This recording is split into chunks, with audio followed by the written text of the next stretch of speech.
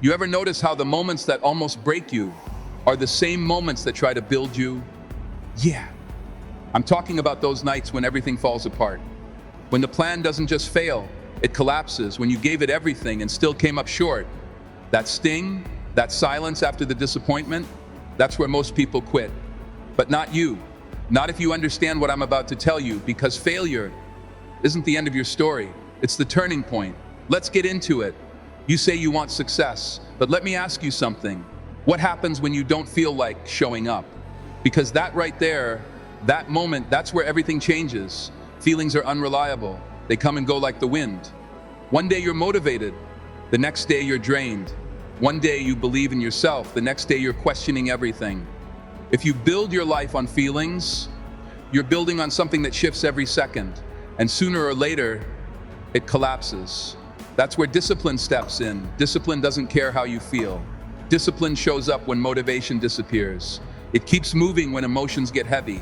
And failure is the thing that introduces you to discipline in the most honest way possible. Because failure doesn't lie. It doesn't sugarcoat. It doesn't protect your ego.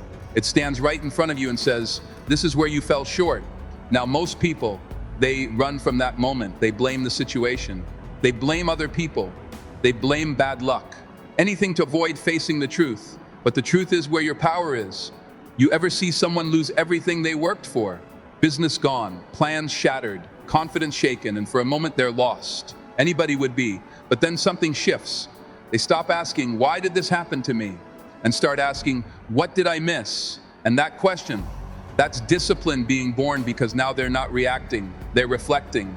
They start to see things clearly. The late nights they skipped, the details they ignored, the excuses they made when things got uncomfortable. All the little things that didn't seem like much at the time, now they stand out like a spotlight. That's what failure does. It strips everything down to the truth. And truth demands discipline. Discipline to wake up earlier when you'd rather stay in bed. Discipline to learn what you don't understand instead of avoiding it. Discipline to fix what's broken instead of pretending it's fine. You don't grow from comfort, you grow from correction. And correction requires you to be honest with yourself in a way most people are not willing to be. There's a story about a man who failed his first attempt at building something meaningful, lost money, lost time, lost confidence. But instead of quitting, he went back and studied everything that went wrong, every mistake, every misstep. He rebuilt himself before he rebuilt his dream. And when he came back, he wasn't the same person. He was sharper, stronger, focused, not because success changed him, but because failure forced him to face himself. That's the difference. See, success can make you feel good. It can make you believe you've arrived. But failure reminds you that there's still work to do. And if you have the discipline to accept that, to sit in that discomfort and learn from it, then failure stops being something that breaks you. It becomes something that builds you, piece by piece, decision by decision, until one day, the things that used to stop you don't even slow you down anymore. Discipline, that's the line most people don't want to cross. Because discipline doesn't care how you feel when you wake up tired, when doubt creeps in, when nobody's watching. Feelings will tell you to slow down, to wait, to try again tomorrow. Discipline looks you straight in the eye and says, get up anyway. That's the difference. Not talent, not luck, not timing. It's the decision to move when every part of you wants to stand still. And the truth is, most people spend their lives negotiating with their emotions. I'll start when I feel ready. I'll push when I feel confident. But readiness is a myth, and confidence is often born after the action, not before it. You don't wait to feel strong. You act your way into strength. And that's where failure steps in. Not as your enemy, but as your trainer. Let me ask you something. Who do you trust more? Someone who's never been knocked down, or someone who's been hit, fallen hard, and still found a way to stand back up? You already know the answer, because there's something different about a person who's been through it. You can hear it in their voice. You can see it in how they carry themselves. There's a quiet certainty there, not because life has been easy, but because it hasn't.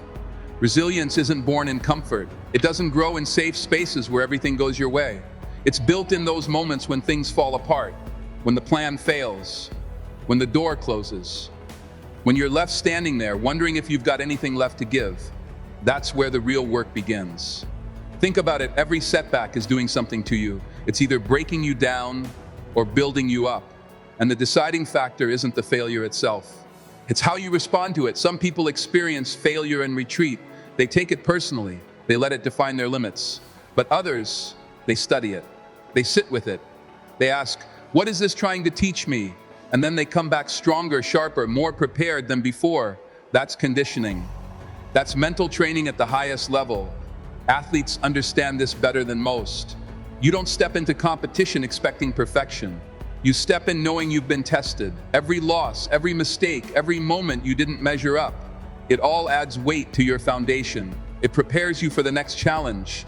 And one day the moment comes. The pressure is real. The stakes are high. Everything you've worked for is on the line. That's when discipline takes over. Not your feelings, not your fears, not your doubts, discipline. And because you've been through the struggle, because you've faced failure and didn't run from it, you don't panic in that moment. You don't fold. You stand, you execute. You deliver, not because it's easy, but because you've trained for hard. That's the power of choosing discipline over feelings. That's the gift hidden inside failure. It shapes you into someone who doesn't just hope to succeed, but someone who's ready for it when it finally arrives. Third, and this is where everything starts to make sense, failure isn't the end of your story. It's the redirection you didn't know you needed. It's life stepping in, saying, not this way, there's something better waiting. See, we've been conditioned to fear falling down, to think that when something doesn't work out, it means we weren't good enough, smart enough, strong enough. But what if that closed door wasn't rejection? What if it was protection? Think about it. How many times have people lost something, a job, an opportunity, a relationship, and in that moment, it felt like the ground disappeared beneath their feet, like everything they worked for just slipped away. But give it time, give it perspective. Suddenly, that same moment becomes the turning point, the thing that forced them to move, to grow, to step into something they never would have chosen, but now can't imagine living without. That's the thing about failure. It disrupts comfort, it breaks routines, it shakes you awake. And sometimes that's exactly what you need. Because when everything is going smoothly, you don't question your direction. You don't stop to ask yourself if you're truly aligned with your purpose. You just keep going. But failure forces the question. It demands honesty. It puts you face to face with yourself and asks, is this really where you're supposed to be? And that's not an easy question to answer. There are people who reached incredible heights, but if you look closely at their journey, you'll see something powerful. Before the recognition, before the success, before the breakthrough, there was struggle. There were moments that could have ended everything. Moments where quitting would have been easier, safer, more comfortable. But those moments didn't break them. They shaped them. They were forced to pivot, to rethink their approach, to let go of what wasn't working and embrace what could. And in that process, they didn't just find success, they found direction. Failure doesn't just stop you, it steers you. It pulls you away from paths that look good on the outside, but don't feed your soul. It pushes you towards something deeper, something more meaningful. And sometimes that shift doesn't feel like progress. It feels like loss, it feels like confusion, it feels like starting over. But starting over isn't the same as losing. Starting over is an opportunity to build something stronger, something real. So when life throws you off course, don't rush to label it as defeat. Pause. Listen. Pay attention to what it's trying to show you, because failure has a voice. And if you're willing to hear it, it will ask you the questions that matter most. Are you chasing comfort, or are you chasing purpose? Are you settling for what's familiar, or are you willing to step into what's possible? The answers might not come easy, but they will come. And when they do, you'll realize something powerful. What you thought was holding you back was actually pushing you forward all along. So here's the truth you need to carry with you. Failure is not your enemy, it's your teacher, your trainer, your compass. It's the fire that forges something stronger inside you, but only if you refuse to stay down. So the next time life knocks you off your feet, don't sit there asking, why me? Stand up, look it in the eye and say, what are you here to teach me? Because every fall, every mistake, every setback, it's not there to stop you. It's there to step you forward. And if you keep moving, if you keep learning, if you keep rising, there's no limit to how far those stepping stones can take you.